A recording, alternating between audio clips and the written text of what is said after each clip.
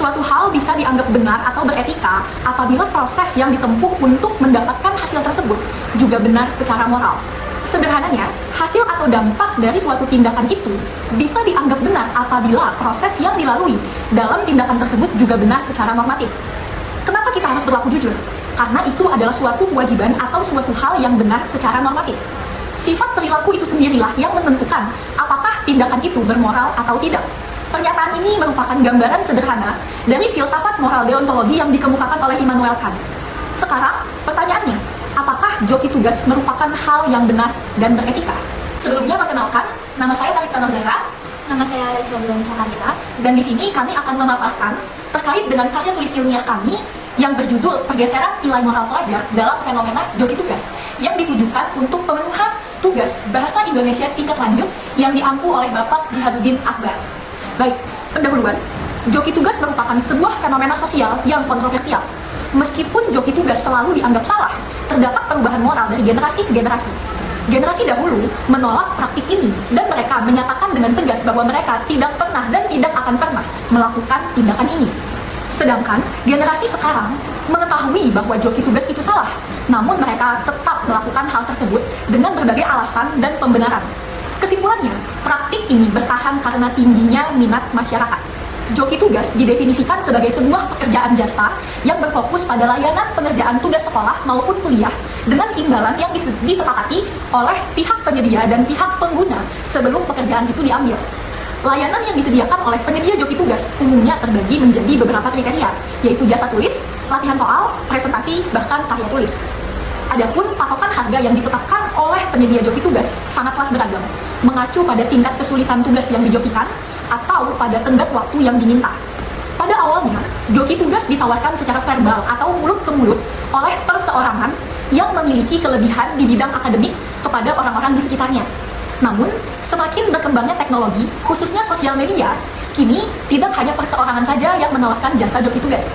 Kini, joki tugas telah bergerak dalam pola yang kolektif, dan mereka sudah semakin masif melalui iklan-iklan yang mereka edarkan di media sosial. Keberadaan joki tugas tentunya menjadi kontroversi tersendiri di masyarakat. Secara garis besar, kami membagi pendapat mengenai joki tugas menjadi dua kriteria pada kuesioner, setuju dan tidak setuju. Berdasarkan kuesioner, didapatkan 43 orang responden dengan kisaran usia 15 sampai 24 tahun.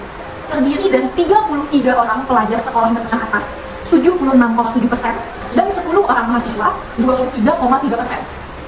Pada pertanyaan mengenai pendapat tentang joki tugas, sebanyak 30 orang, 69,8%, menyatakan tidak setuju dengan keberadaan joki tugas. Dan 13 orang, 30,2%, menyatakan bahwa mereka setuju dengan keberadaan joki tugas. Selanjutnya, pendapat mengenai joki tugas yang kami dapatkan melalui wawancara lebih beragam dibanding dengan kuesioner. Secara garis besar, kami mengelompokkan hasil wawancara menjadi 3 kategori.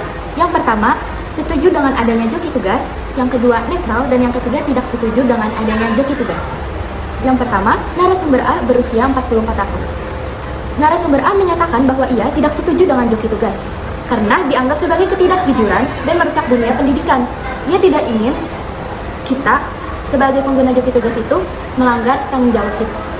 Yang kedua, narasumber B berusia 33 tahun. Ia menyatakan bahwa joki tugas wajar, namun tidak baik untuk dilakukan karena ia menilai sebagai peluang usaha yang menjanjikan, tetapi ia sendiri pun tidak pernah menggunakannya. Dan yang ketiga, narasumber C dengan usia 21 tahun. Ia menyatakan bahwa ia netral terhadap adanya joki tugas karena menurutnya dia tidak masalah jika itu dilakukan untuk tugas asesmen formatif, tapi tidak setuju apabila digunakan untuk asesmen sumatif. Narasumber C juga mengakui bahwa ia sempat tergiur dengan adanya joki tugas ini. Ia sempat ingin menggunakan, namun pada akhirnya juga tidak menggunakan. Selanjutnya, narasumber D dengan usia 17 tahun. Ia menyatakan bahwa ia tidak setuju karena ia menganggap joki tugas merupakan bentuk kecurangan atau ketidakadilan. Namun, menganggap bahwa komersialisasi joki tugas ini sebagai hal yang unik. Kemudian, narasumber E dengan usia 17 tahun, ia menyatakan bahwa ia netral terhadap adanya joki tugas karena ia menganggap benar atau salahnya tergantung alasan masing-masing pengguna.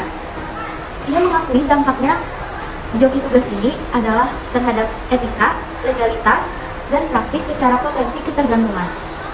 Dan yang terakhir, narasumber F dengan usia 11 tahun, ia menyatakan bahwa ia tidak setuju dengan adanya joki tugas ini karena joki tugas dianggap tidak membantu pembelajaran dan tidak etis untuk dikomersialisasikan. Meski begitu, sebanyak 38 orang responden pada kuesioner atau sekitar 88,4% menyatakan bahwa mereka tidak pernah menggunakan joki tugas. Sedangkan 5 orang responden atau 11,6% menyatakan bahwa mereka pernah menggunakan joki tugas. Satu hal yang sering menjadi pertanyaan adalah apa saja yang melatar belakangi pengguna joki tugas. Berdasarkan kuesioner yang kami dapatkan, ada 3 alasan utama seseorang menggunakan jasa joki tugas. Yang pertama, sebanyak 33,3% orang menjawab adanya kesibukan lain. Yang kedua, 33,3% orang juga menjawab karena adanya tugas tersebut terlalu sulit bagi mereka. Dan yang terakhir, sebanyak 26,7 orang menjawab karena tugas tersebut terlalu banyak, sehingga menjadi alasan mengapa mereka menggunakan jasa joki tugas. Berdasarkan pemaparan-pemaparan yang telah disampaikan, dapat disimpulkan bahwa dari generasi ke generasi, pandangan terhadap joki tugas sebagai suatu hal yang salah itu tidak pernah berubah. Hanya saja, generasi yang lebih muda cenderung menormalisasi penggunaan joki tugas dengan berbagai macam alasan dan memosisikan diri mereka sebagai pihak yang netral terhadap praktik joki tugas. Bahkan, joki tugas kini dianggap sebagai pekerjaan sampingan yang cukup menguntungkan. Hal ini mengakibatkan praktik joki tugas semakin merajalela, khususnya di media sosial. Pola praktik joki tugas juga menjadi kian beragam dari segi pelaku maupun promosi. Joki tugas yang awalnya dilakukan oleh perseorangan kini menjadi kolektif dalam satu badan usaha. Dan jika dahulu promosi joki tugas dilakukan sebatas mulut ke mulut, sekarang sudah dilakukan melalui media sosial secara masif. Akhir kata, kami ucapkan maaf yang sedalam-dalamnya apabila dalam pemaparan terdapat kesalahan baik kata maupun perbuatan yang menyinggung. Terima kasih banyak.